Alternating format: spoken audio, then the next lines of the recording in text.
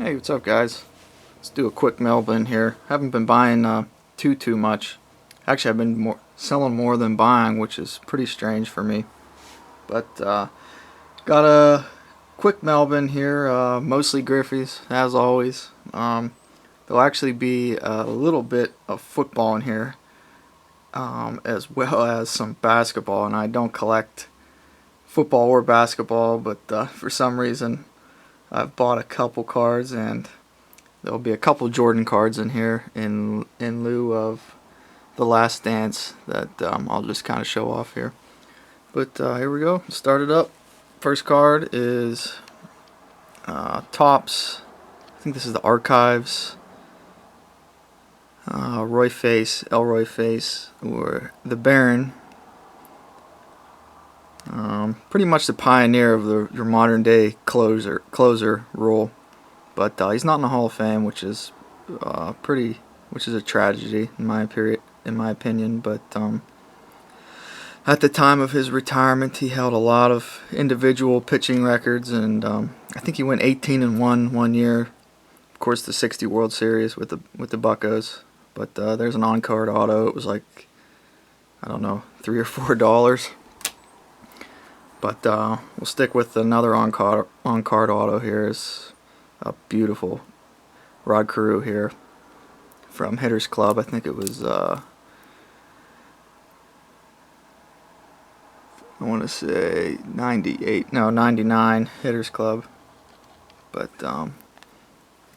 Mr. Batting Title.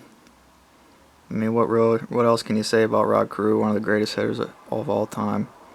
Clean signature on there. I know nowadays his signature is starting to tail off. There's a Griffey, Sheer Dominance. This is the gold parallel. The base is silver. There's also a platinum numbered to 100, which sells for bonkers, buku money. But this one's the 2000 here. This is such a clean classic. I mean, SP Authentic, what else can you say about it? I really miss these sets. But this one did not pass the PSA inspection, so sticking in the PC. Here's another low-end Griffey here. I actually didn't have this card. I was surprised, but this is Leaf MVP from Rookies and Stars. 98 out of 5,000. It's in pretty bad shape, so stick it in the PC. Here's one that did pass the PSA inspection. So basically, when I get cards in and I look them over, if they have a chance of going to PSA, I'll throw them in a new penny sleeve and then card saver. It kind of helps me keep them in order of what's going to go and what's not going to go. This is a pretty nice one. Leaf Limited to 10,000. Here's a pretty cool one. This card is not numbered, but it's Diamond Destiny from Upper Deck. It's got like that little acetate finish to it. This is an awesome low-end card. I think it was like $4, but it does have some little white fuzzing going on a couple of the quarters. So we'll see if that's gonna go to PSA or not. Next up, Fleer Ultra Gold Medallion Griffey. This card is awesome. Got the backwards hat, shades. But as you would expect, these old school gold medallion cards are pretty tough. This one's got kind of a, I'm not really sure what's going on. Something's going on with that corner there, but it's probably, I would say, probably come back a 7. But I'd hope for an 8. Cross your fingers for a 9 on a card like that. Probably will send it in. But here's a bunch of my 98 Top Stars. Couple golds, some silvers, some red. The red is the base, the bronze. The bronze and the reds are both numbered to 97, 99. Silvers are 43.99, and the golds are 22.99. But It's in all my videos. It's my favorite card of all time. I hoard them. I buy them whenever they come up.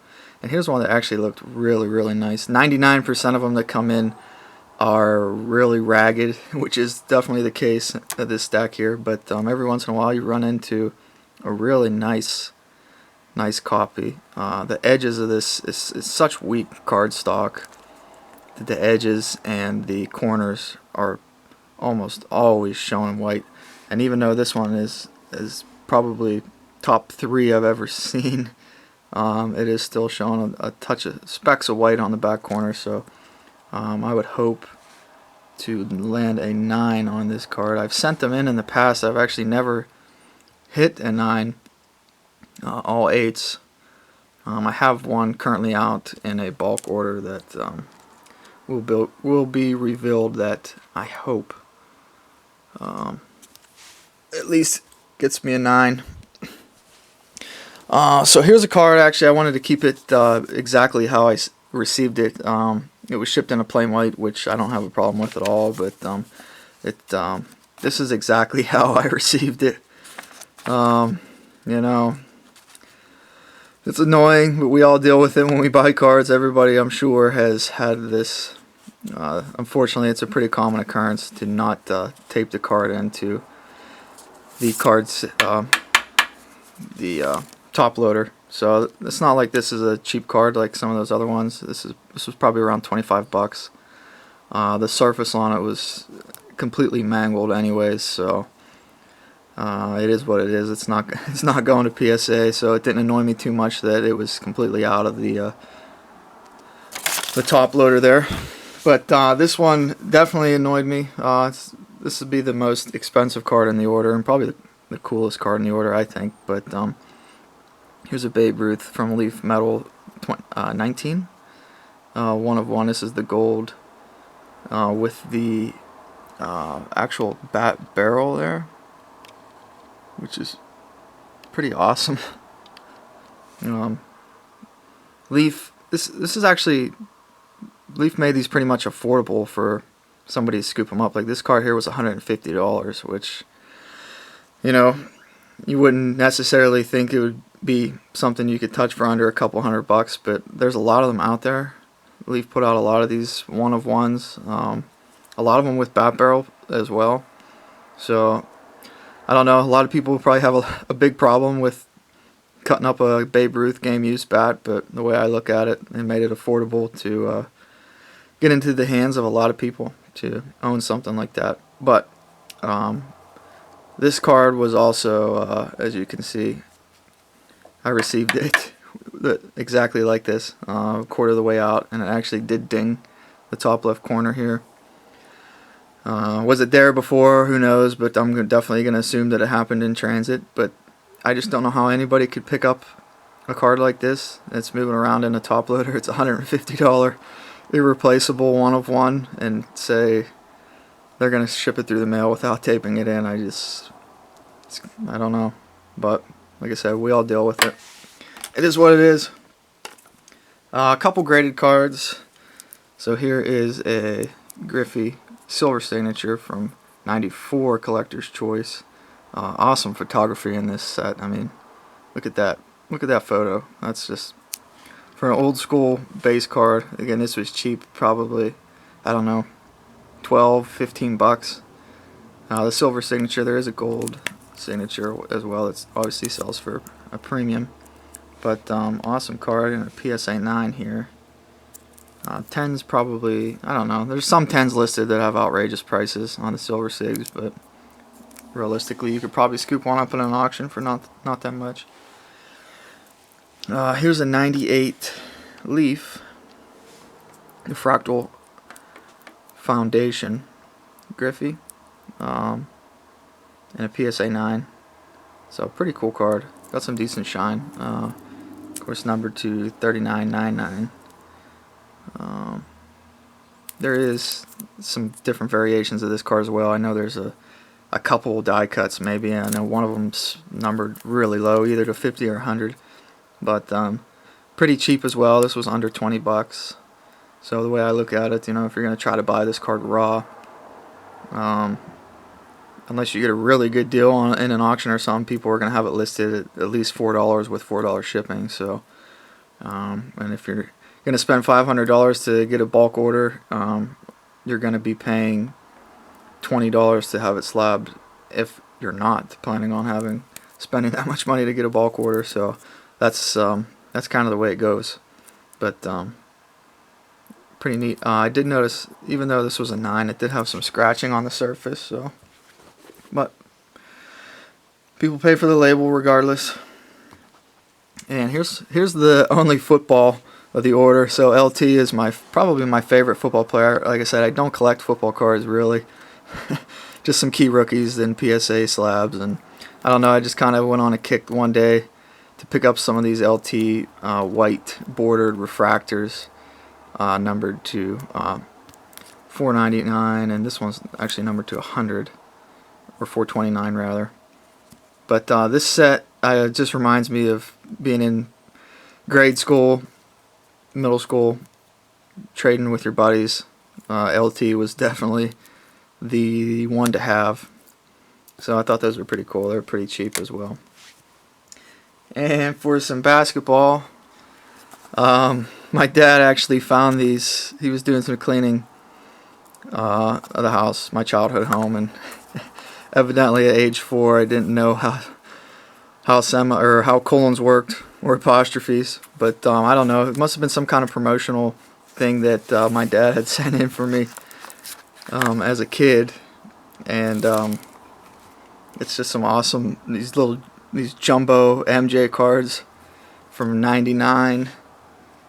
I thought it was pretty cool, especially with The Last Dance coming out, which was awesome, by the way. And these are all sticking together. But I'm not sure if these have any value or not. Probably not, but pretty cool from my childhood to go through. I mean, these are just awesome. And that's about it for the mail. I guess I'll show some of these. Just broke probably 5 or 6 blasters or hanger packs of some new 2019 or 2020 product.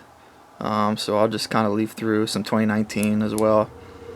And these are just some of the ones that I've pulled aside on sleeved up. I don't know. I'm not really into grading the newer stuff. Of course, with the prices that some of them are selling for now, it's maybe something I have to look into. I don't know. I only try to grade cards that I PC, so I don't really break any new product. But you know, a card like that in a PSA 10, I don't know, probably looking at like $40. Some of them are even more. But Brian Reynolds, awesome player. Should have been into the Rookie of the Year consideration. He had an awesome year for us. I think he came over in the Kutch deal. I don't know. I could be wrong on that. Some rookie debuts: Tatis, Lux, Jeff McNeil Rainbow Foil, Yelich Gold. The golds are pretty tough to come by. So this was the the vintage cardstock, the 99.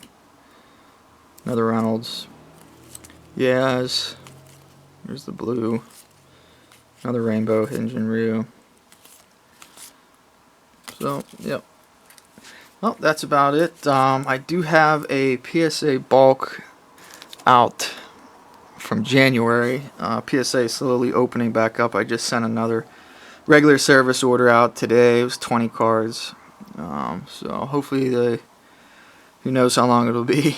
But hopefully they come back. I don't know. I may film a I don't know, maybe a Griffey PC reveal or one of one reveal or something like that. I don't know, something cool. But I'll be putting some more videos up soon. Hope you enjoyed it. Thanks.